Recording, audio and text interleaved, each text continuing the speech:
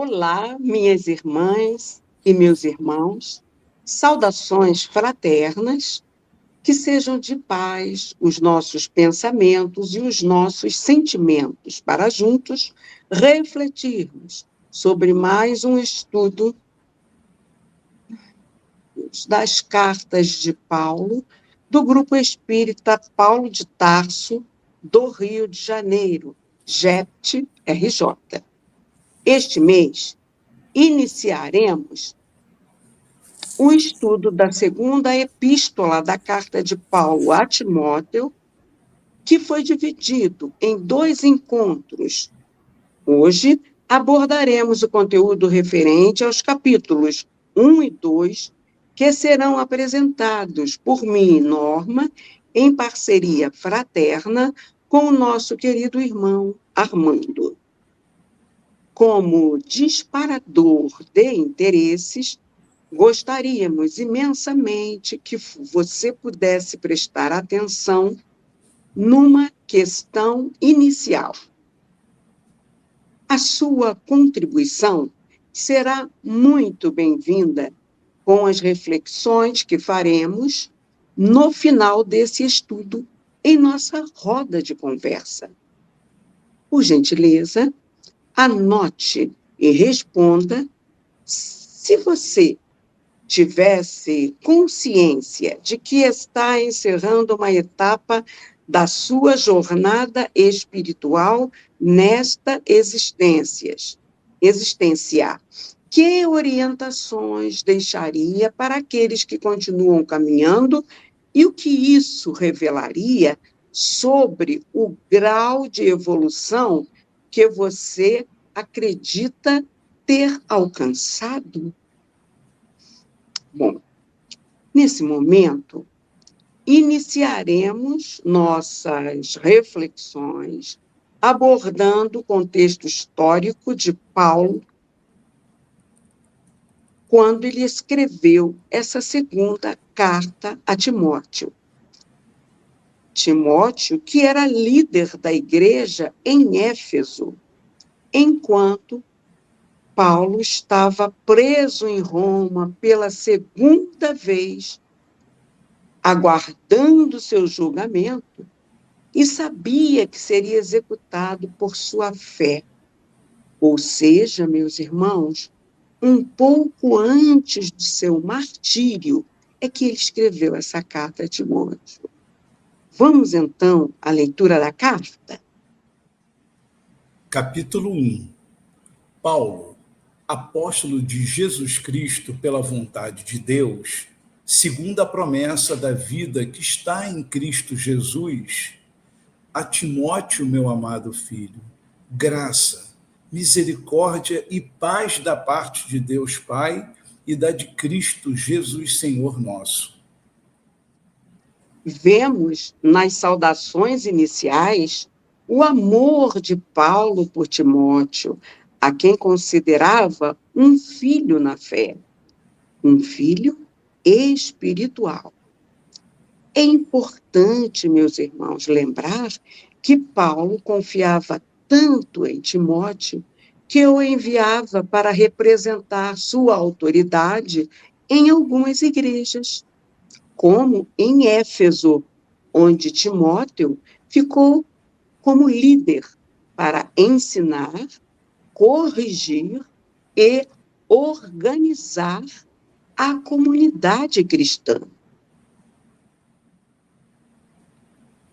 Então, continuando com a leitura da carta, neste mesmo capítulo 1, nos versículos 3 ao 5, temos o seguinte: Dou graças a Deus, a quem desde os meus antepassados sirvo com uma consciência pura de que sem cessar faço memória de ti nas minhas orações noite e dia, desejando muito ver-te, lembrando-me das tuas lágrimas para me encher de gozo, trazendo à memória a fé não fingida que em ti há, a qual habitou primeiro em tua avó Lóide e em tua mãe Eunice. Estou certo de que também habita em ti. Então, meus irmãos, lembrando da fé não fingida de Timóteo, a ele transmitida por sua avó e por sua mãe, Paulo nos faz refletir sobre a importância da educação espiritual dos nossos filhos e netos. Será que estamos fazendo a boa semeadura da fé em seus corações, apresentando-lhes a oportunidade de evangelização na casa espírita, realizando o culto do Evangelho do Lar e buscando também vivenciar o nosso dia a dia, os ensinamentos amorosos de Jesus? Para isso, vamos prosseguir lendo a carta desse primeiro capítulo, os versículos 6 e 7.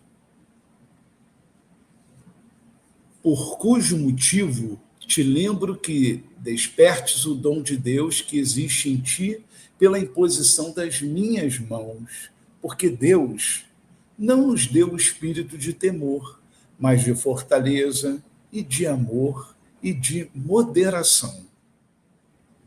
Nesse trecho, Paulo admoesta Timóteo a vigiar, porque na luta cotidiana da vida são muitos os convites para a escuridão, para o desvio do caminho com as leis de Deus. Emmanuel, em Caminho, Verdade e Vida, obra psicografada pelo nosso querido Chico Xavier, no capítulo 30 de Alma Desperta, nos exemplifica como ocorrem estes convites. Nas palestras comuns, cercam insinuações caluniosas e descabidas. Nos ensinamentos habituais, recebe 1001 convites desordenados das zonas inferiores. Nas aplicações da justiça, é compelido a difíceis recapitulações, em virtude do demasiado individualismo pretérito. Nas ações de trabalho, levado a buscar descanso indevido. Até mesmo na alimentação do corpo, é conduzido a perigosas convocações ao desequilíbrio. Daí, meus irmãos, Paulo aconselha ao companheiro que não olvidasse a necessidade de acordar o dom de Deus no altar do coração, ou seja, é imprescindível marcharmos de alma desperta na posição de reerguimento e reedificação, sempre que for necessário. No capítulo 31 dessa mesma obra, intitulado de Ânimo Forte, Emmanuel diz: não faltam recursos de trabalho espiritual a todo irmão que deseje reerguer-se, aprimorar-se, elevar-se.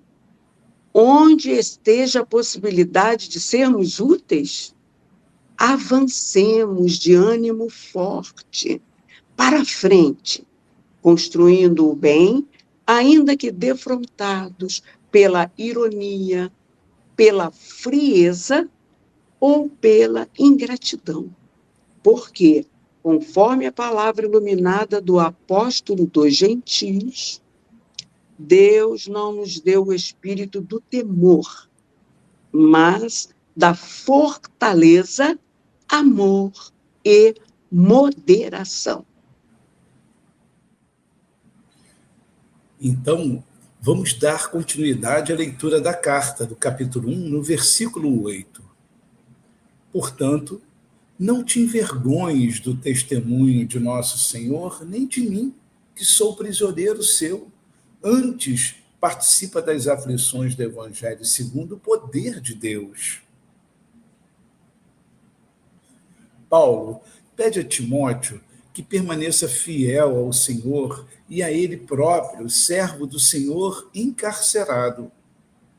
Aqui, meus irmãos, podemos lembrar que em seu primeiro julgamento ninguém o apoiou, mas todos o abandonaram, embora ele orasse para que isso não lhes fosse imputado. Porém, apesar do abandono humano, o Senhor o fortaleceu em seus sofrimentos a favor do Evangelho. Assim, Paulo diz que segundo o poder de Deus.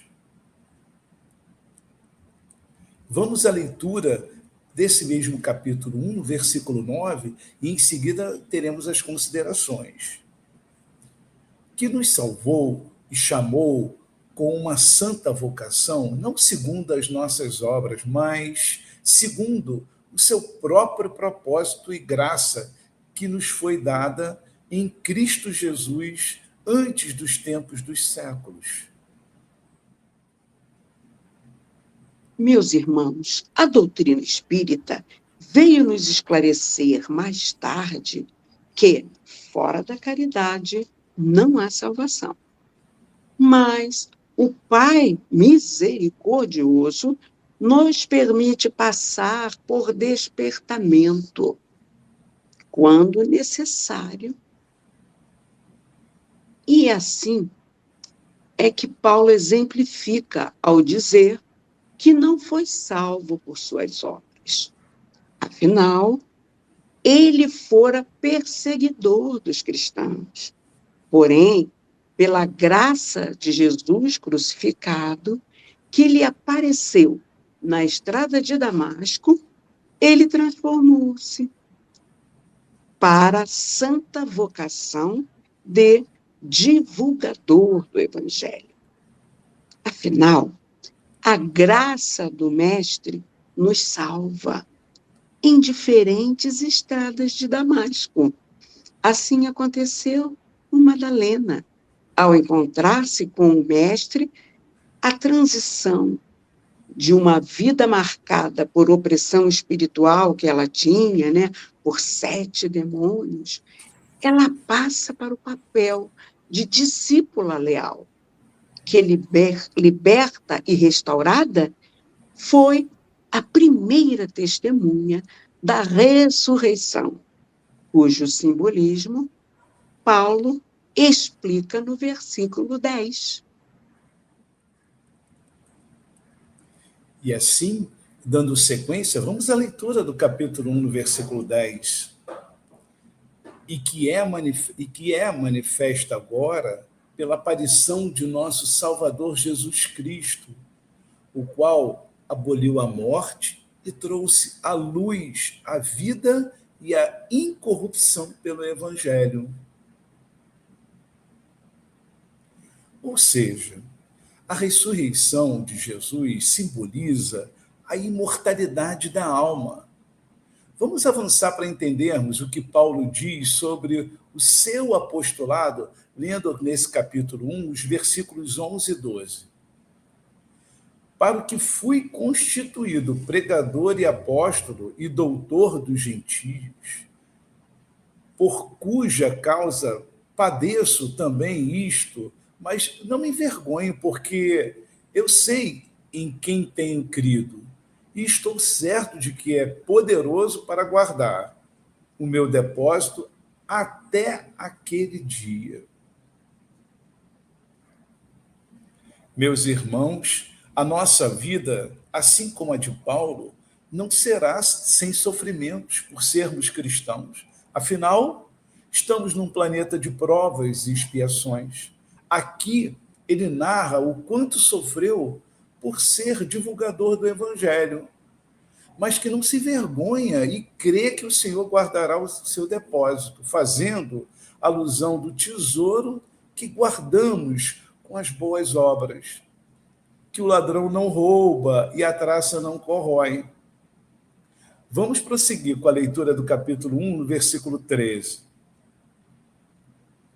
Conserva o modelo das sãs palavras que de mim tens ouvido na fé e no amor que há em Jesus Cristo.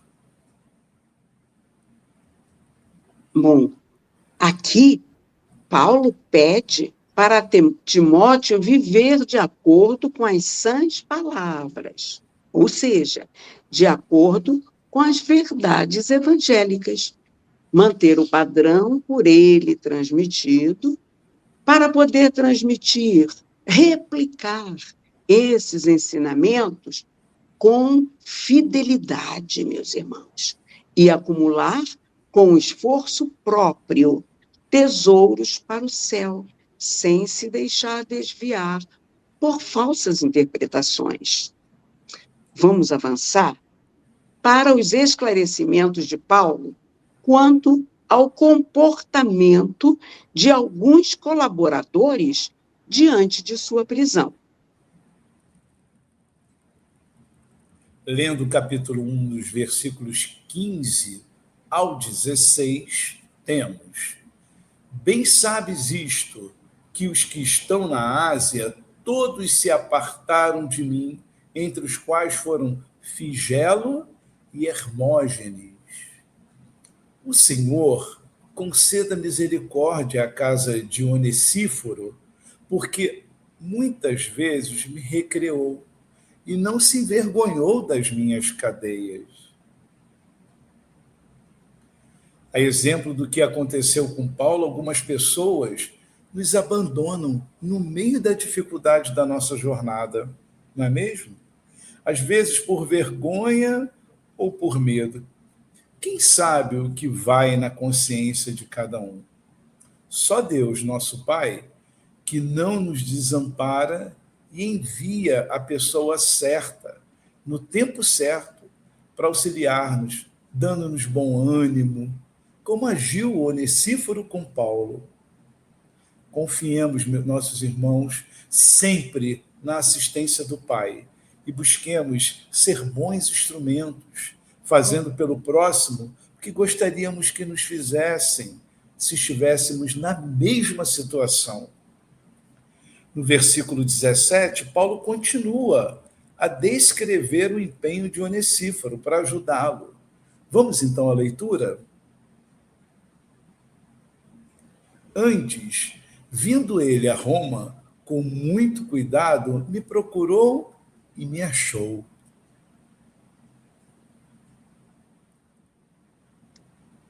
Emmanuel, na obra Vinha de Luz, psicografada por Chico Xavier, lá no capítulo 95, sob o título Procuremos, afirma: lembremos-nos de que, se Paulo era um prisioneiro aos olhos do mundo, era já em si mesmo uma luz viva e brilhante, na condição de apóstolo que o próprio Jesus glorificara. Não era, ante a visão do Espírito, um encarcerado, e sim um triunfador.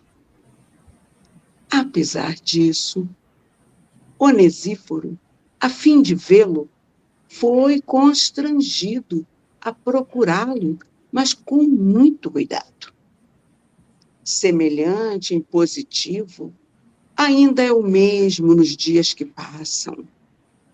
Para encontrarmos Jesus e aqueles que o servem, faz-se mister por buscá-lo zelosamente. Ou seja, assim como Onesíforo teve que superar o medo e as restrições de Roma, o cristão de hoje deve superar barreiras como o comodismo, o orgulho, a indiferença, as distrações mundanas, não é verdade? Etc. Reformando-se intimamente na busca por autoiluminação através do Evangelho de Jesus. Significa, meus irmãos, que num mundo cheio de ruídos e aparências, encontrar a verdade e os ensinamentos que libertam os servos de Jesus, não é? Requer a mesma busca zelosa, o mesmo amor e a mesma paciência da época de Paulo.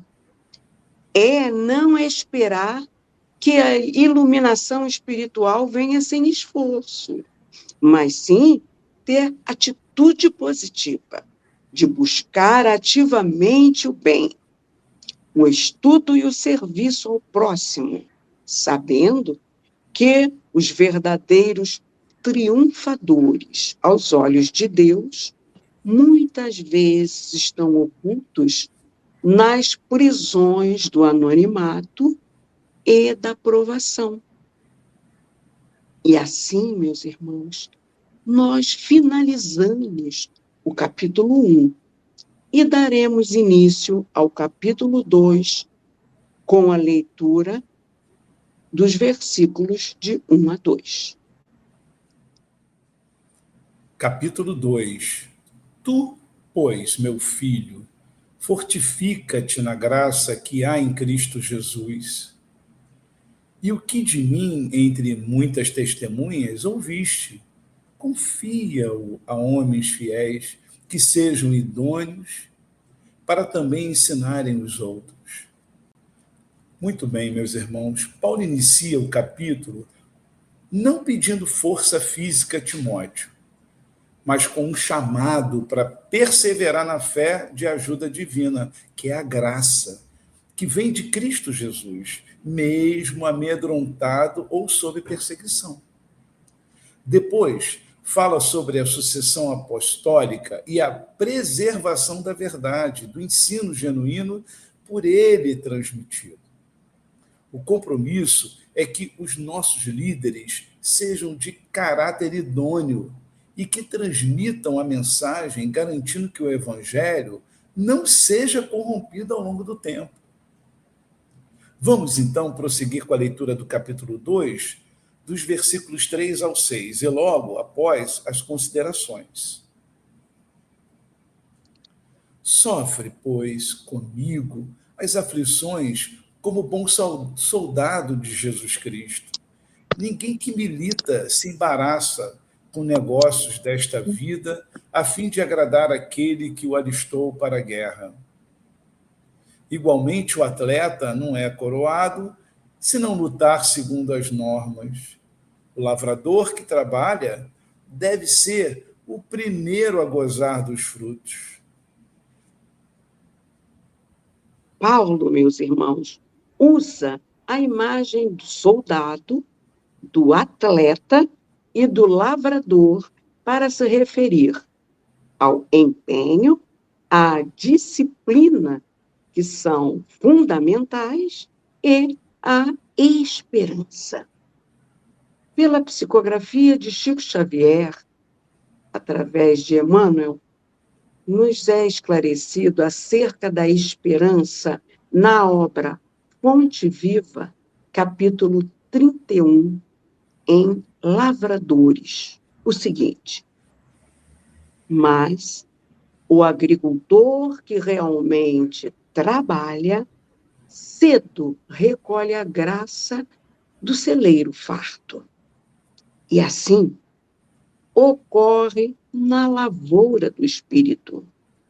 Ninguém logrará o resultado excelente sem esforçar-se, conferindo à obra do bem o melhor de si mesmo.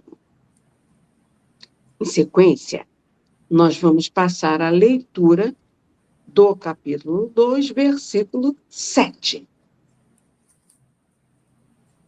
Considera o que digo, porque o Senhor te dará entendimento em tudo.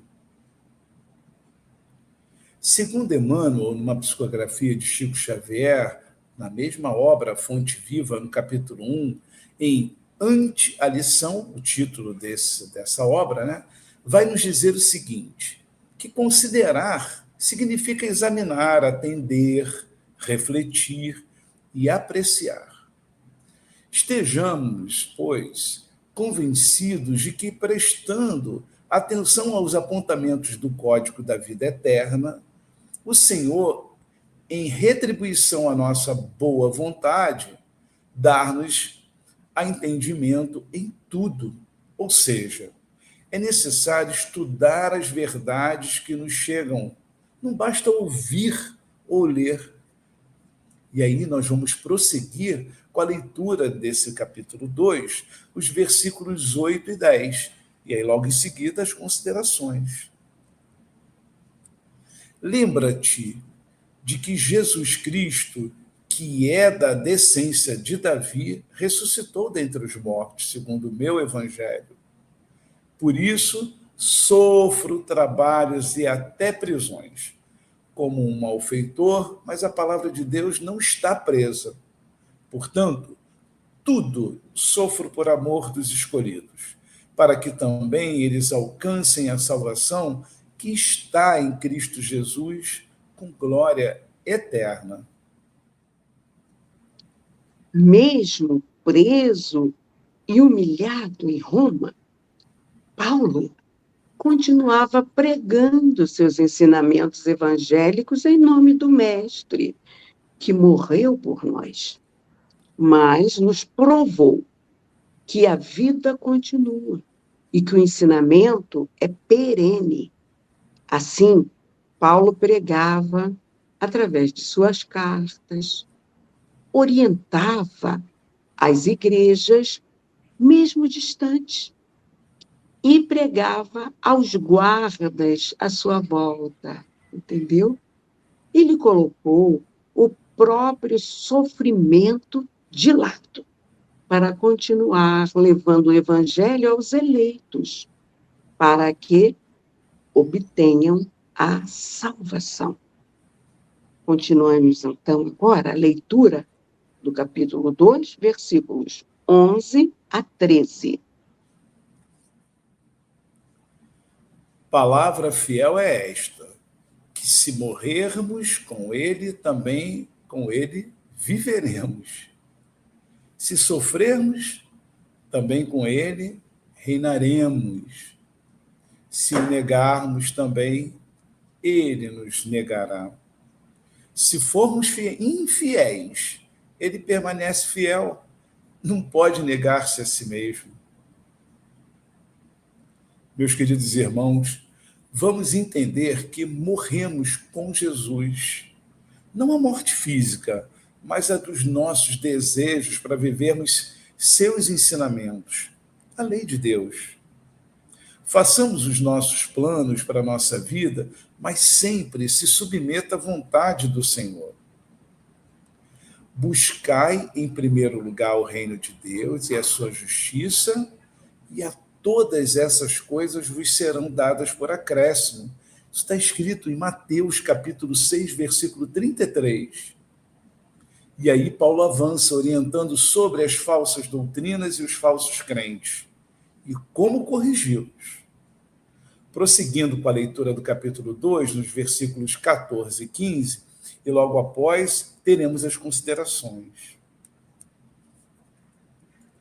Traze estas coisas à memória, ordenando-lhe diante do Senhor que não tenham contendas de palavras, que para nada aproveitam e são para perversão dos ouvintes. Procura apresentar-te a Deus aprovado, como obreiro, que não tem de que se envergonhar, que maneja bem a palavra da verdade. Então, meus irmãos, nós precisamos ser exemplo, vivenciando o evangelho no dia a dia. Reencarnamos para evoluirmos. Para tal, passamos por provas. Para sermos aprovados, lembremos que elas são finitas. Perseveremos, sejamos resignados e trabalhemos. Emmanuel, sobre a psicografia de Chico Xavier, nos ensina no livro Pão Nosso, lá no capítulo 15, intitulado Obreiros, o seguinte: o caminho edificante desdobra-se para todos. Aqui abrem-se covas na terra produtiva, ali manuseia-se livros para o suco da inteligência, mas o espírito é o fundamento vivo do serviço manifestado. Assim, não devemos nos preocupar com títulos condecorativos, mas sim no trabalho como instrumentos de Deus na evangelização. Conhecer a palavra, manuseá-la bem e vivenciá-la, mantendo a fé diante das provas. Daí, meus irmãos, a fala de Paulo.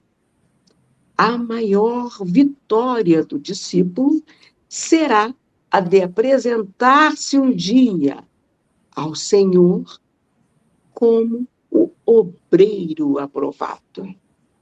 Continuemos com a leitura do capítulo 2, nos versículos 16 a 18.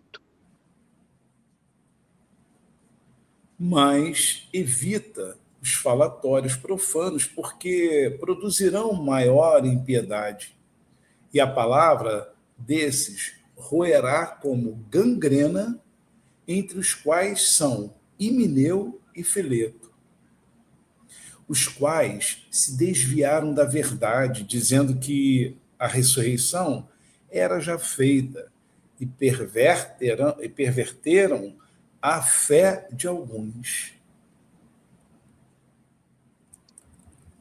Emmanuel, sob a psicografia de Chico Xavier no livro Vinha de Luz, no capítulo 73, intitulado Falatórios,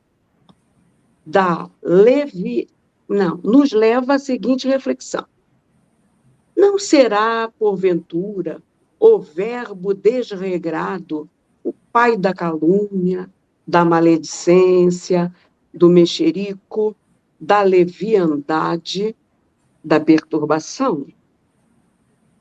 Deus criou a palavra.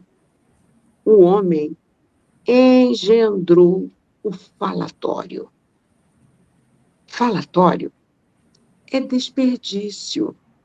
É quando assim não seja, não passa de escura corrente de venenos psíquicos, ameaçando espíritos valorosos e comunidades inteiras. Paulo, ele fala que Himeneu e Fileto se desviaram da verdade, ensinando que a ressurreição dos mortos já havia acontecido, o que perverte a fé de alguns. Assim, ele faz um alerta contra falsos ensinamentos e meias-verdades que miram a fé cristã. Daí a importância de permanecer na verdade e na sã doutrina. Vamos dando prosseguimento com a leitura dos versículos 20 e 21. Ora, numa grande casa, não somente há vasos de ouro e de prata, mas também de pau e de barro, uns para a honra, outros, porém, para a desonra. De sorte que, se alguém se purificar destas coisas, será vaso para honra, santificado e idôneo para o uso do Senhor, e preparado para toda boa obra. Vamos atentar, meus irmãos, que o foco é a composição do vaso. Não é a composição do vaso, desculpem, mas o uso que dele é feito, entendeu? Somos chamados para sermos vasos de honra, Para tal, precisamos trabalhar o quê? Nosso autoconhecimento, para buscar nosso autoaprimoramento, baseado em quê? Nas leis do Pai. Portanto, temos que vigiar, nos afastando dos falsos ensinamentos e das iniquidades, que caracterizam o conteúdo de quais vasos? Dos vasos da desonra. Dada, porém, a nossa imperfeição, muitos de nós ambicionamos a posição elevada dos vasos de honra, conquistada por raríssimos, cujo conteúdo interior foi purificado, uma situação daqueles grandes missionários dedicados ao Senhor, exemplos de boas obras, de amor e caridade. Vamos para a nossa reflexão. O seguinte: quantos dizem queria ter a capacidade mediúnica do Chico Xavier? Mas será, meus irmãos, que conseguiriam passar pelos sacrifícios do nosso querido Chico, pelo bem comum, e libertarem-se também das paixões do mundo, como ele fez? Vamos dar, então, prosseguimento, depois dessa reflexão, à leitura do versículo 22. Foge também das paixões da mocidade e segue a justiça, a fé, o amor e a paz com os que, com um coração puro, invocam o Senhor. Já temos conhecimento que Timóteo era jovem, daí a recomendação de Paulo para aquele jovem que assumira a responsabilidade da liderança da igreja de Éfeso. Levando em consideração que nem sempre o jovem está preparado emocionalmente e, quando são frustrados em seus propósitos, não tem maturidade para entender que tudo acontece no tempo de Deus. Assim, Paulo, buscando amparar convenientemente a mentalidade juvenil daquele seu filho de fé, o orienta a manter-se firme na vigilância e disciplina cristã, o exortando a evitar tentações e a se associar com quem invoca o Senhor com sinceridade. Prosseguindo com a leitura no capítulo 2, no versículo 24, temos: E ao servo do Senhor não convém contender, mas sim ser manso para com todos, apto para ensinar, paciente. Aqui, Paulo orienta o jovem líder cristão a não discutir com os opositores do Evangelho, que causam longas discussões para descobrir as contradições aparentes das leituras evangélicas. E jamais dispõe de tempo para os serviços de humildade cristã, interessados que se acham na evidência pessoal. Alertando que a postura para com todos deve ser bondosa e educada, mesmo com os que se opõem ao Evangelho, demonstrando capacidade de instruir com a verdade de forma clara e paciente, suportando dificuldades e diferentes opiniões sem se irritar, deixando que a verdade e não a força transforme corações. E assim, meus irmãos, finalizamos o capítulo 2 para iniciarmos o capítulo 3 em nosso próximo encontro. Mas agora vamos ao nosso momento de reflexão, trazendo a questão lá no início da nossa apresentação para a roda de conversa. Você anotou sua resposta, não é? Então vamos lá. Eu vou repetir.